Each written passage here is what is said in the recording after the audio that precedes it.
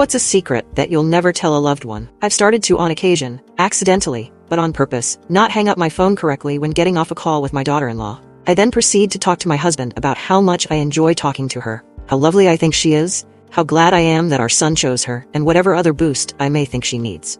She doesn't have any family that uplifts her, just the kind that tears her down. I started doing this after my son told me about his wife coming to him in full-on snot tears, because I had once butt-dialed her while talking to my husband about her. She stayed on the line to hear what I really thought of her, expecting the worst because that's been her experience of family.